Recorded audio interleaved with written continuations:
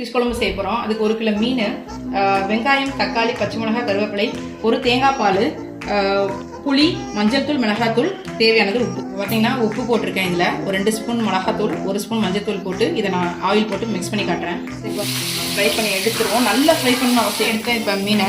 அந்த மீன் பொரிச்ச எண்ணெயில் ஆனியன் போட்டுக்கிறேன். இதை போட்டு நல்லா ஃப்ரை ஆயிடணும். சால்ட்டு உப்பு போட்டுக்கிறேன். இப்போ 2 பச்சை மிளகாய். இப்போ தேவைப்பட்டுச்சுன்னா இஞ்சி பூண்டு போட்டுக்கலாம், இல்லைன்னா விட்டுடலாம். நான் கொஞ்சமாக உங்களுக்காக போட்டு காட்டுறேன். ஸோ இதில் நம்ம தக்காளி போட்டுக்குவோம்.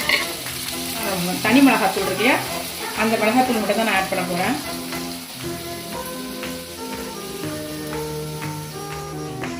ஓகே, மிக்ஸ் பண்ணிவிட்டு சரி பாருங்கள், இப்போ கொதிச்சிட்டு இருக்கு இல்லையா? இந்த டைமில் நம்ம புளி ஊற்றிடுறோம். புளியை ஊற்றிட்டு இந்த டைமில் நான் இந்த மீனெல்லாம் போட்டுக்கிறேன். ஃபிஷ் குழம்பு பாருங்கள் ரெடி ஆகிடுச்சு.